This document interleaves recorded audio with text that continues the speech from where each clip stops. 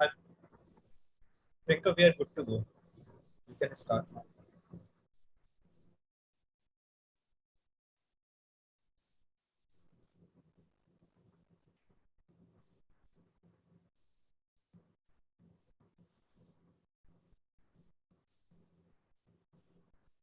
Priyanka, am I audible? Yeah, yes, you are. आपकी आवाज Am I audible? Hello. Am I audible? हाँ हाँ अभी कुछ ठीक है. So we are good to go. You can start now. So, have students join the session? Yes. We are live on YouTube, and now you can start. A student will join as they wanted to. Okay. Hello, students. Welcome to the live session at SuperProfs. Today, we are going to address CMA Final students with respect to corporate laws and compliance subject, which you have in CMA Final. And today, we're going to discuss with respect to the amendments which will be applicable for your June attempt. I am CS Priyanka. I teach corporate laws and compliances at SuperProfs. So please be here and be attentive because today we're going to discuss all the amendments that are applicable for your June attempt. Okay, so without wasting any time, let's start with the amendment. The first chapter in which the amendment has came in the company law section is directors. So under directors, there is section 149, 150, which deals with independent director. So there is an amendment that has come here with respect to independent director.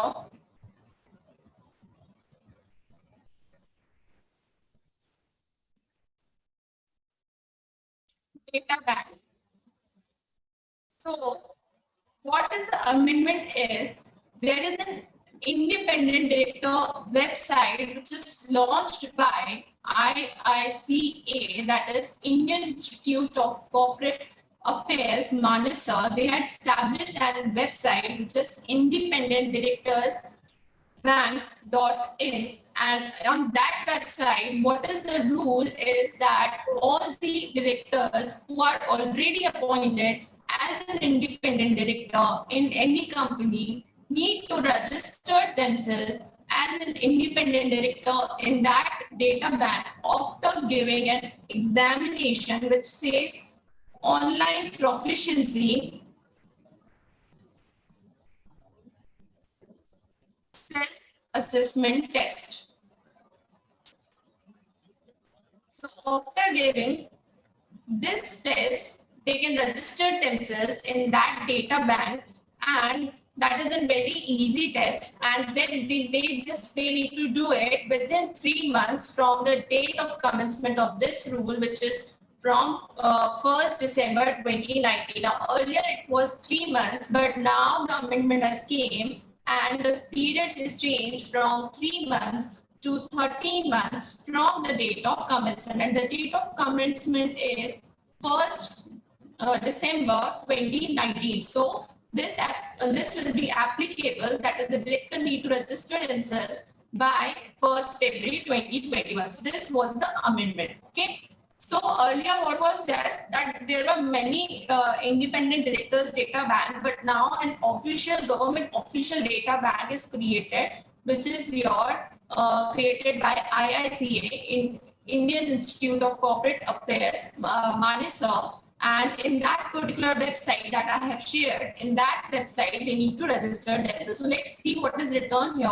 Under Rule 6, it says every individual who has been appointed as an independent director in a company on the date of commencement of this rules, that is 1st December 2019, of company's appointment and qualification of directors rules shall within a period of 13 months from such commencement, they need to basically register themselves in that website. Okay, so this is the explanation given by me to make it easier. What it says that the amendment here is only the thing that this extension is given from the time 3 months to 13 months. Clear?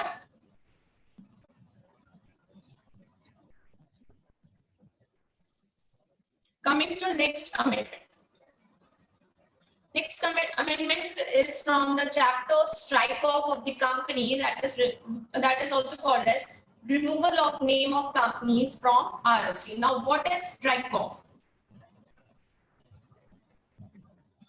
Strike off is nothing but a process by which a company which is already in operative company, means which is a company in which there is no operation, there is negligible amount of assets and liabilities, and such a company wants to go to voluntary liquidation, but through a simpler process, that is by the way of strike off, because that company doesn't have or have negligible amount of asset and liability, so it wants to go via a shortcut, that is a strike off of the company. So how it happens, the directors of the company need to make an application to the ROC in form STK2, along with, if you remember, what they need to give is an indemnity bond in the form STK3. Okay, so this indemnity bond in generally in a company is given by directors of the company, declaring that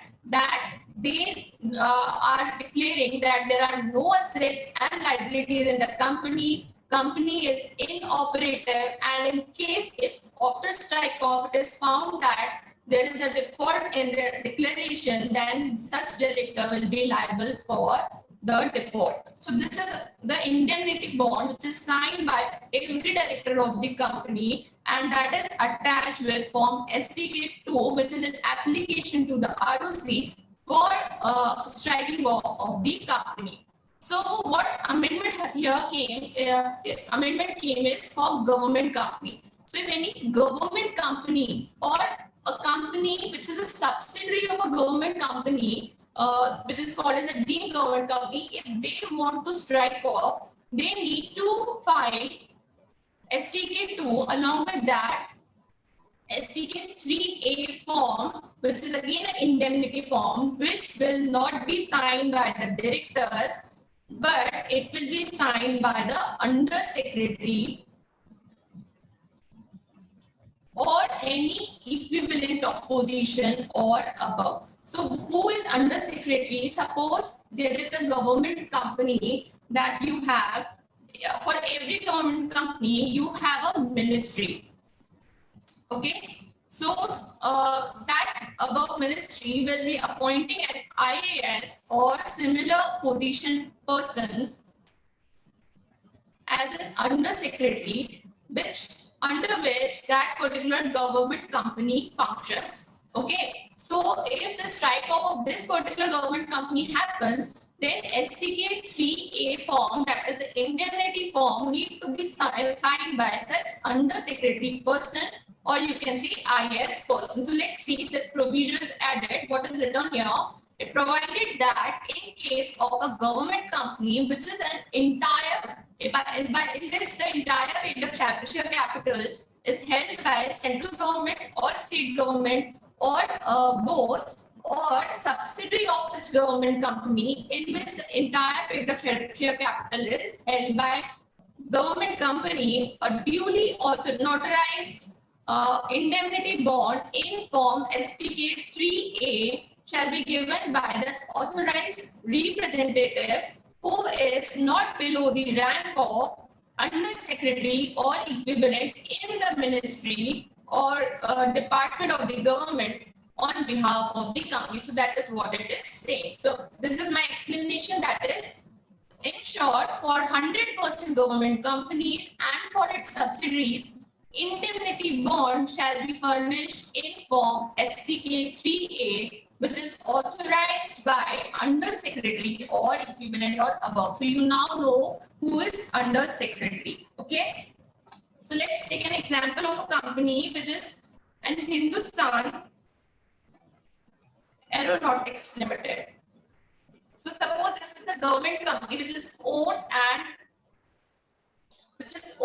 by the government people. Okay, if it wants to strike off, then it needs to basically take this indemnity bond, and it need to be signed by undersecretary who is working under the ministry under which such government company functions. Next amendment we have is under SEBI Act 1992. Now, with this, we have completed amendment with respect to Companies Act. Now, coming to SEBI Act.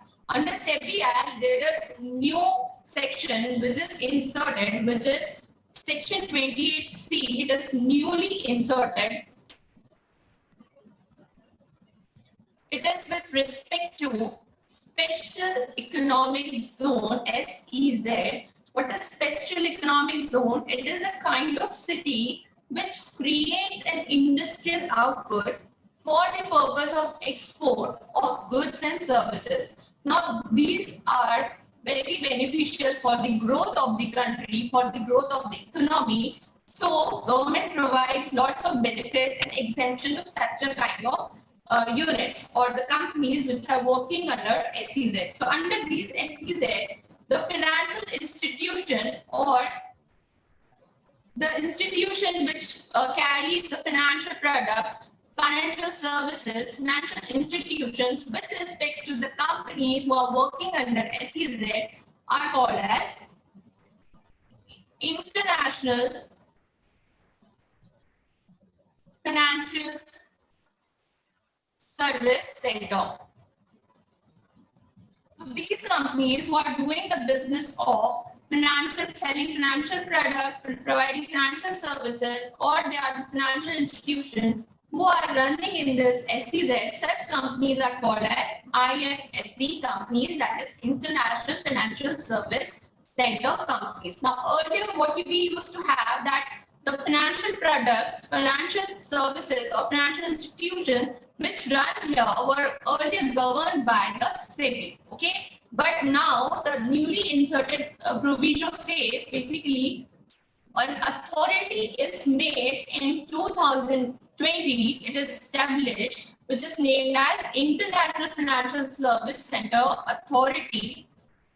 It is established in 2020, but the law is passed in 2019. So under this law, this particular authority established to basically govern the rules and regulations with respect to the financial product, financial services, financial institutions which are running in the SEZ. So that's why this particular regulation has introduced, which says that notwithstanding anything contained in any other law, the power exercisable by SEBI under this act shall not extend to, that is, it will not be applicable to International Financial Service Center, that is IFSC, which is set up under Section 18, subsection 1 of SEZ. That means the companies which are set up as IFSC under SEZ, on those companies, the SEBI will have no power. So who will govern these companies? It is given in the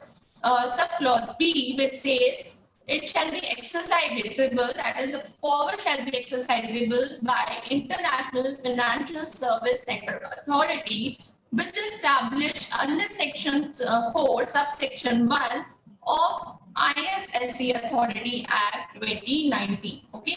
So now on these organizations, the rules, the powers will be governed by International Financial Service Authority, which is set up under this act. Okay. Now, with respect to what, insofar as the regulation for the purpose of regulation of financial products, financial services, financial institutions that are permitted in the IFSC. So for those, the power will be implied not by SEBI, it will be governed by, regulated by IFSC authority. So that is what I have given in short in this explanation, which says the IFSC companies which is located in SEZ shall be regulated by IFSC authority, which is set up under IFSC Authority Act 2019, and it will not be governed or regulated by SEBI Act. Right? Now you have similar section in SCRA with respect to that. Okay, so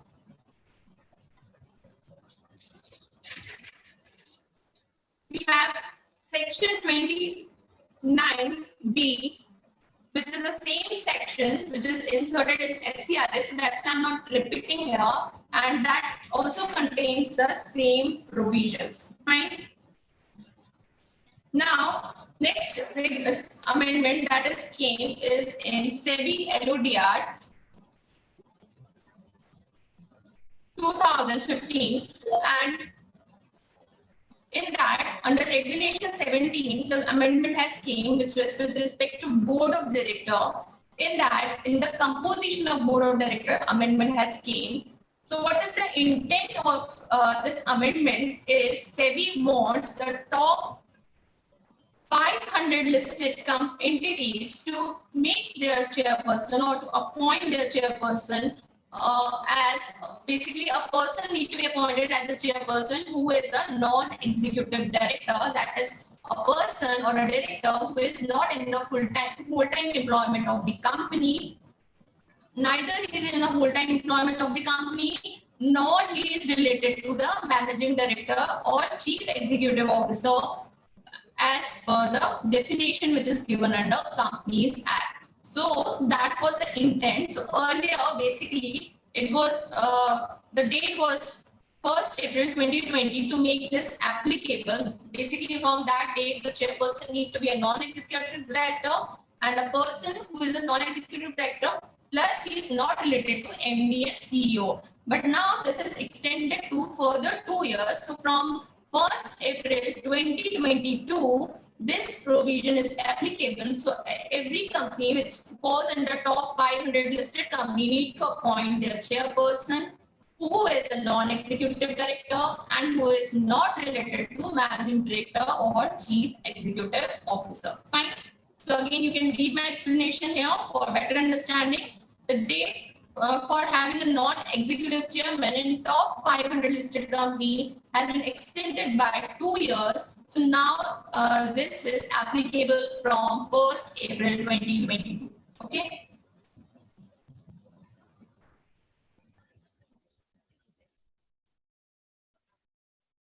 Now, next amendment is again in SEBI LODR under Regulation 3.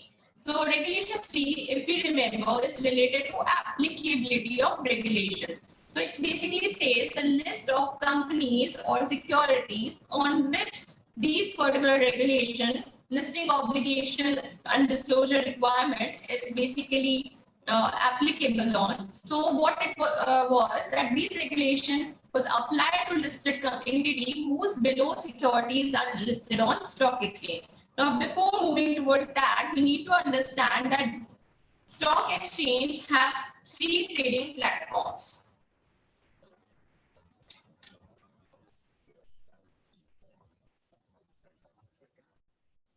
First is your main board.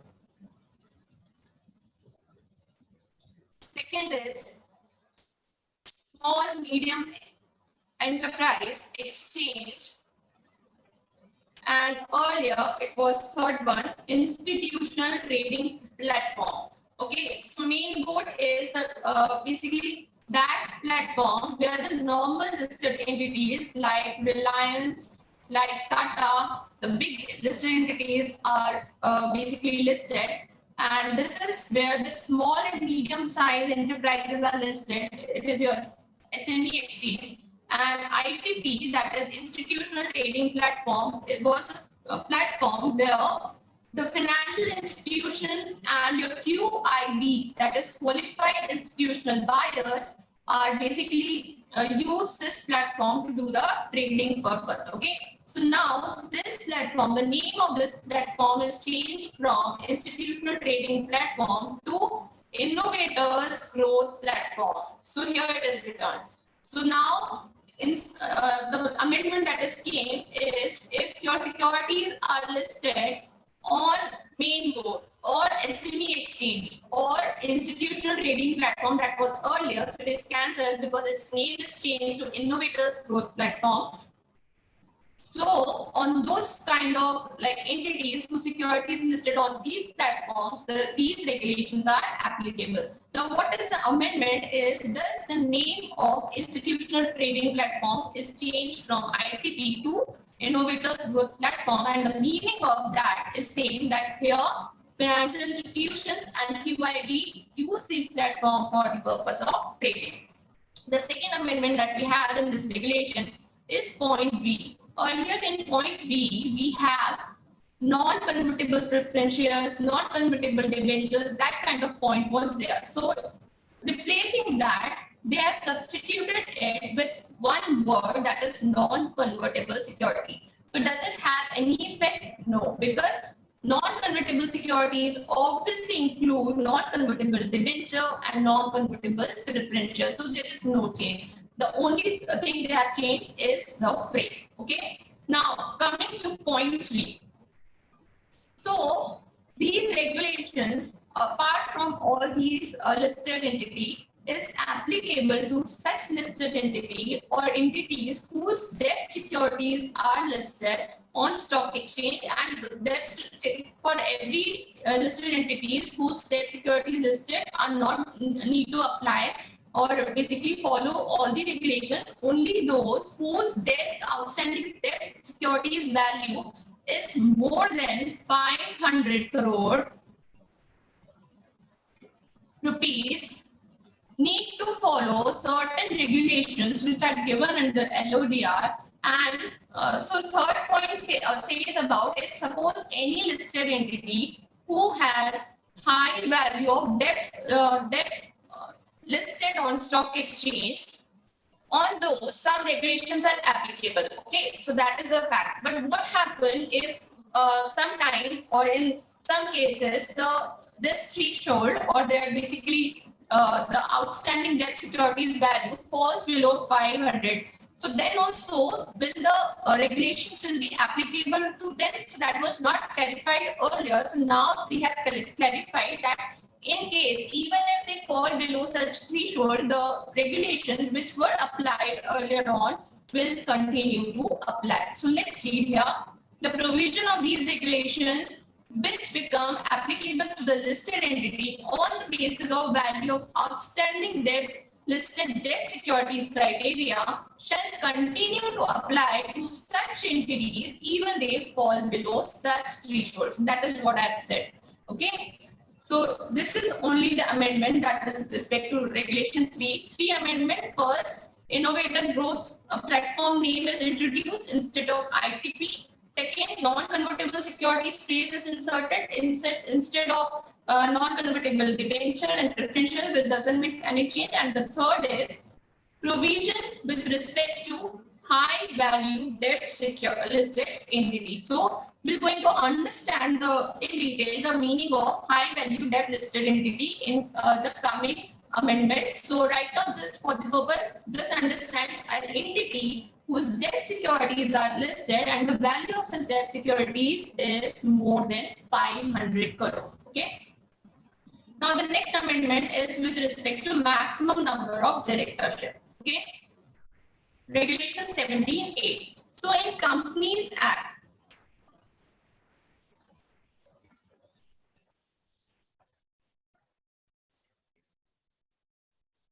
we have two kinds of rules. In Companies Act,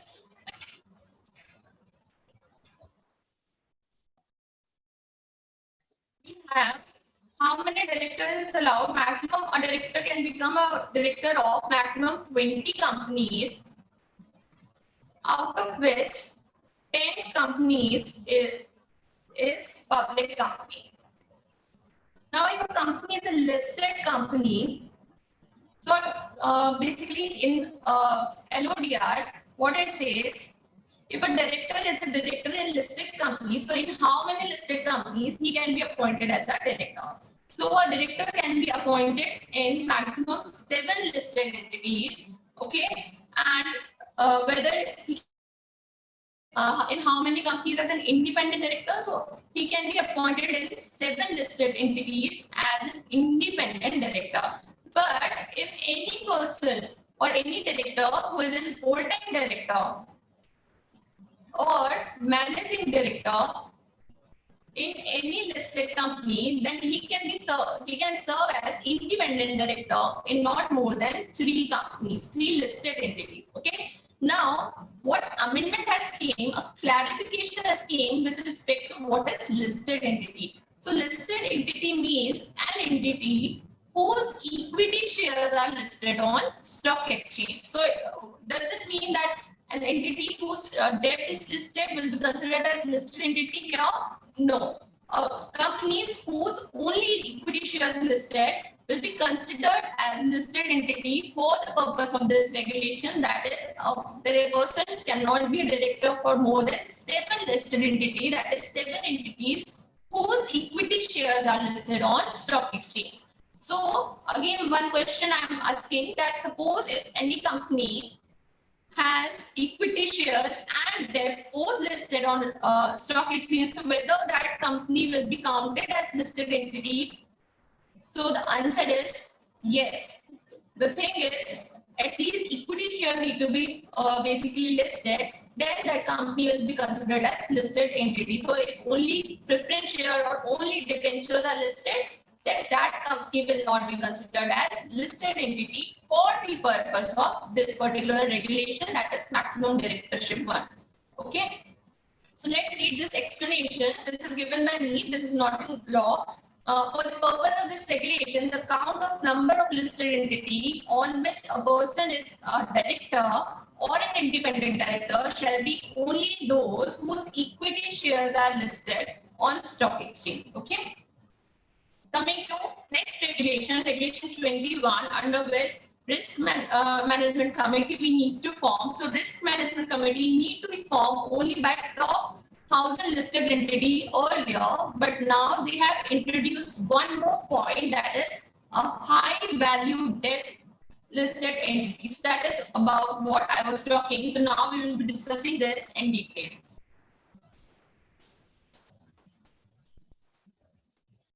Let's break this word high value debt listed entity. So that is an entity whose debt securities, or you can say your debentures, are listed on stock exchange, and the outstanding value of such debentures, that is non-convertible debentures, is more than 500 crore rupees. Okay. So what it says, high value debt listed entity is a listed entity which has listed its non-convertible debt securities and has outstanding value of such listed non-convertible debt securities of more than 500 crore.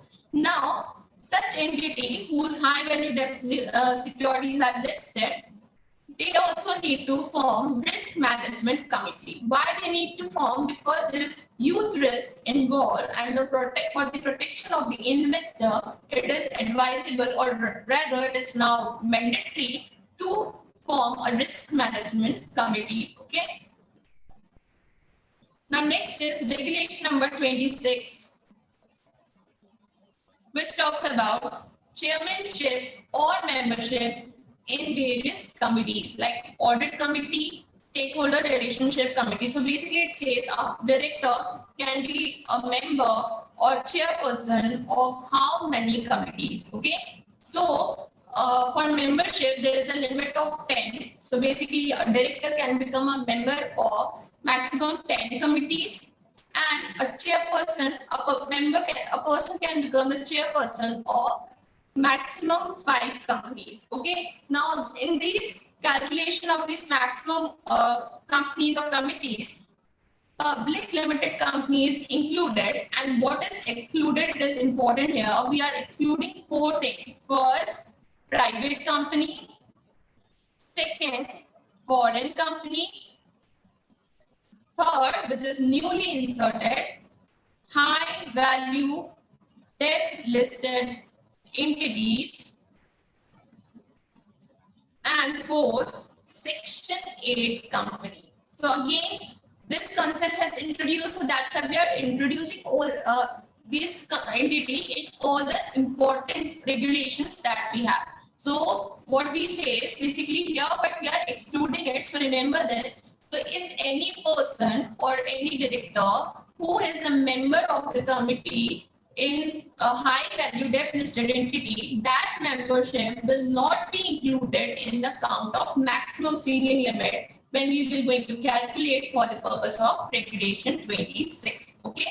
So these are exclusion, not inclusion from regulation 26. So that is high value debt listed entity is excluded from regulation 26. That means if any person who is a member or chairman in this particular entity, that particular membership or chairmanship will be excluded from the calculation of the maximum limit that we will calculate or that we calculate for the purpose of listing regulations, right?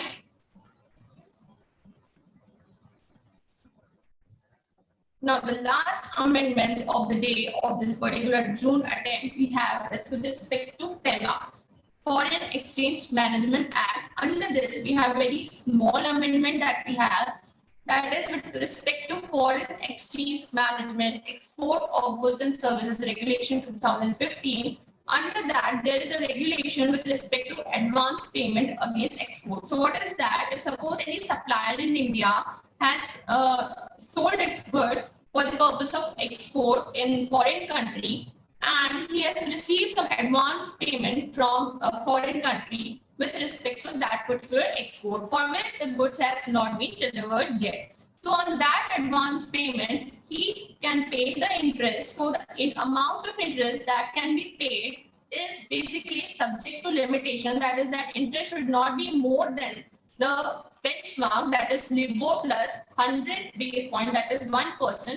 And this was the previous law that I was discussing. Now the one more line is added here, only this highlight one, that is either your interest rate should not be more than LIBOR plus 1% or any other applicable benchmark which may be prescribed by RBI. So right now there is no such benchmark basically which is set. So right now this LIBOR is the only thing which is a benchmark which is set for you. So we will read this once again. The amendment is only this part, okay, but we are like understanding and what it is and why it is relevant. So it says when an exporter receives advance payment from buyer outside India, the exporter shall be under an obligation to basically ship the good within 1 year from the date of receipt of the advance payment, and the rate of interest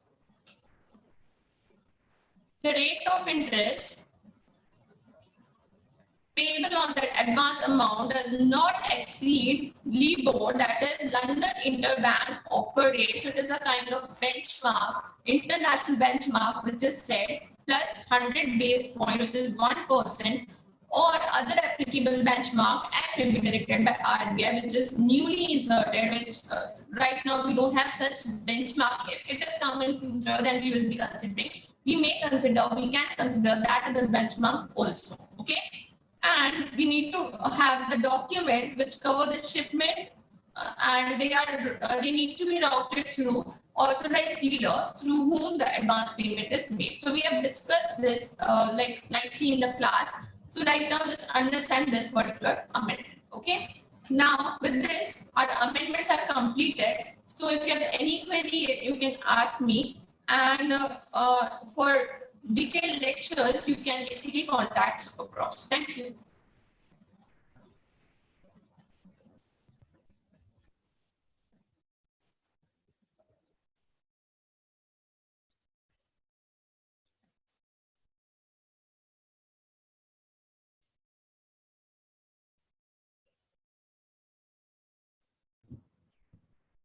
Thank you for this wonderful session.